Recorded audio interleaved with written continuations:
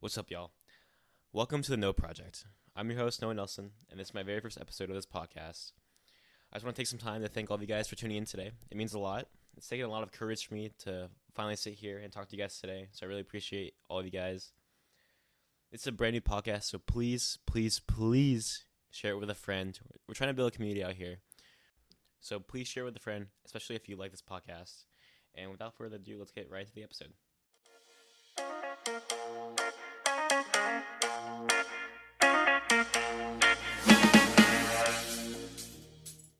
So today I want to discuss self-doubt and why it can keep you from the life that you want. So lately I've been having a lot of personal experiences with self-doubt, and I know a lot of you guys have too. So today we're going to discuss why it's a bad thing, why we have self-doubt, and we're going to later discuss some remedies of what we can do to resolve this. Self-doubt's normal. I feel like we all experience self-doubt at one point or another in life, but if we let it take hold of us, it will keep us from doing the things that we want to do in life. So I think it's really important that we sit down and discuss all these things so we can have hold over self-doubt, aside from it having a hold on us. Now, for those of you who do not follow my Instagram, I suggest you guys do, because what are you doing? But anyway, so this summer is my very first summer away from home, and the past couple weeks I've been doing an internship, and being in a new environment all by myself, it's very overwhelming. You're meeting new people, you're getting thrown all this new information, and it's very easy to get into this bad habit of doubting yourself. And for me, I've doubted my capabilities, if I'm even worthy being here, etc., etc. And I mean, self-doubt's a very normal thing. Like, we all go through it one point or another in life. But like I said before, if you guys let it take hold of you, it'll keep you from doing things that you really want to do and keep you from enjoying life. Like, for me, for this podcast at least, I've been thinking about doing a podcast for years now, but it's with me doubting myself, my capabilities, that I haven't been able to sit down and be okay enough to post an episode. I get to a point where I get frustrated. I'm like, oh, I can't do this, and I just don't do it. You can have self-doubt in the workplace, relationships with a significant other. You can even have it with projects, like I just say with my podcast. Self-doubt can literally appear anywhere in your life, and it's important to take care of it now before it's too late and you look back on life and you're like, man, I should have done this when I had the chance to, but I waited. I was so critical of myself and so doubtful that I just didn't do it. There was a study that came out that interviewed a whole bunch of people up there in age, I should say, and they asked them what their biggest regrets were in life, and a lot of them were along the lines of not taking enough risk in life and not getting out of their comfort zone. And I feel like it's important for us to realize this, that when we step out of our comfort zone, it's very uncomfortable, obviously. But when we do this, we want to justify getting back into that comfort zone by doubting ourselves. And I think whenever we make that first step in life, or when we're thinking about stepping out of our comfort zone, it's very easy to get in these ideas of self-doubt, because where we're going to go is uncharted territory. And it's very uncomfortable, but it's through uncomfort, or discomfort, I should say, that allows us to grow as people. I want to touch on uncharted territory once again, because I think it's so very important to us.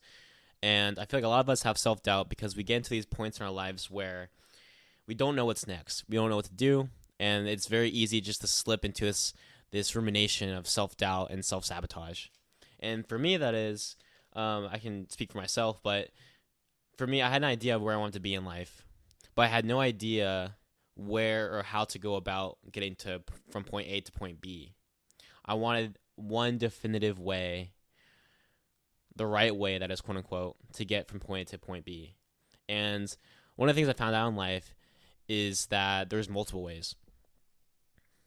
And I kind of visualized it like a hill, or like a mountain. Let's start with a mountain. So you can go through the mountain, you can go around the mountain, you can go up the mountain, you can skydive onto the mountain. There's so many different ways to get around or on top of the mountain, however you want to think about it, that there's not a definitive way. There's not the right way. There's multiple ways. And it's okay not to know where to start. A lot of people are like that too. But just starting is the biggest thing. And not letting self-doubt get in the way of making that first step. And it might not feel comfortable in the moment, and it probably won't. But it's okay, because you need discomfort to grow. And just be along for the ride, as opposed to stressing all the facts that have even not even the facts, but stressing all the small details that aren't even necessary for what you want to do. And it's so easy to live in a state of anxiety because we don't know what's next. We're trying to think about the future and all the other details that go along with what we're trying to do before it even comes. And the whole point of us doing that, and the reason why we do it, is because it's an evolutionary trait we developed over the years. Our brain is a filter, right? It takes in feedback, positive or negative, but it dramatizes the negative feedback. And that's because, I mean, if you see a tiger, you're going to want to run away from that tiger, right? So we dramatize negativity to prolong survival. But we're not in caves anymore. We're not getting chased by tigers. So there's really no point for this trait to be around anymore. And actually, it keeps us from doing the things that we really want to do. I can't stress that enough. Because self-doubt, self-sabotage keeps us from having the life that we want to have. And of course, like I said before, self-doubt comes from, being in a new environment that we're not really familiar with. Lack of motivation. It can come from lack of security, right? So we're insecure in our own skin. A lack of validation. There's so many different things that contribute to self-doubt. And these are all normal things, but there's ways of fixing this. So what can we do to combat this? Well, first off, I feel like we all have, of course, with self-doubt, when we doubt our capabilities, we don't realize how far we've come. Now, for me, I come into this whole new work environment. I'm sitting there and I'm doubting my capabilities as a person, as an employee, and I think I'm not really cut out for this. I have a little taste of imposter syndrome, if you will. And I feel like it's good for all of us just to sit down and to write down all of our achievements that we've done and read it out loud as if we're talking to a stranger, essentially just killing the imposter within us. And just take a moment and just recognize all the things you've done. And if you don't have things, achievements, successes, make some. Give yourself undeniable evidence that you are the person you say you are and that you're going to do the things you say you're going to do. Like I said before, the mind is a filter, the brain that is. And it reads right through the bullshit. And if you keep sitting and, give yourself all these self-affirmations, words can only go so far. But the fact of looking at actions as factual evidence is one way you can defeat self-doubt and, of course, imposter syndrome. Another thing I think will help is just positive self-talk. And I feel like I said before, we have this whole emphasis on negativity, and a lot of it has no service to us. And I feel like a lot of us are too critical of ourselves. And we have to hype ourselves up. You have to. Like, I'm not saying, affirmations, right? I'm mostly talking about changing the way you perceive things in a positive light. Like, looking at things as opportunities to grow and to learn, and not like a do or die situation.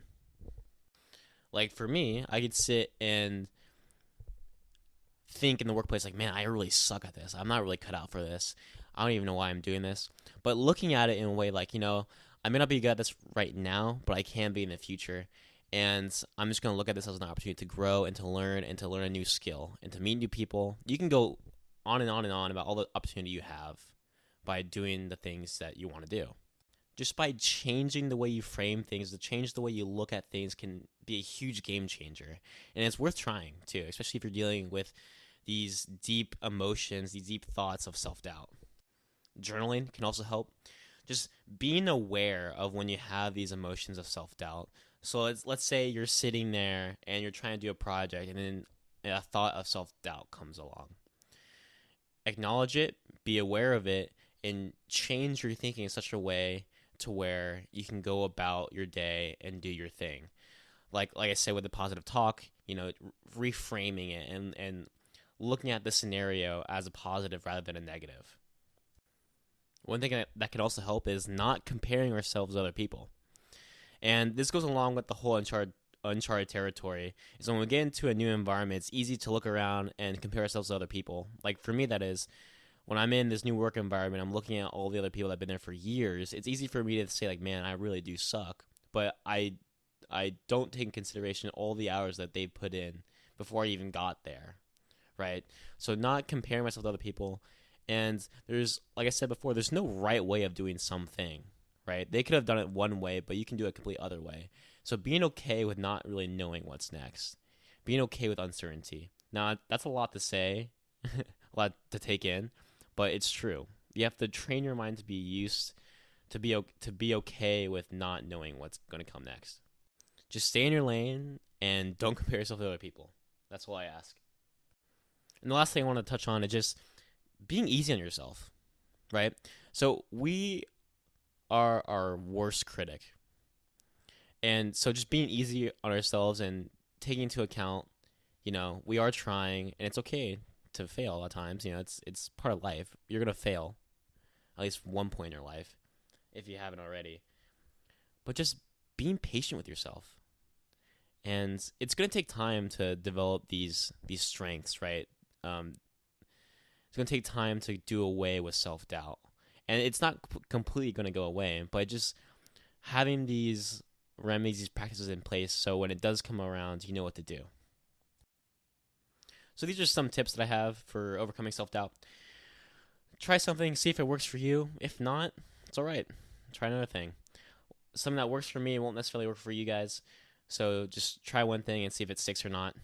And that's pretty much all I have for today. If you guys really enjoy this podcast, please show it some love, like it. Give me some feedback because I'm still a new podcaster, so I'm still trying to learn all the ins and outs of this business, I guess.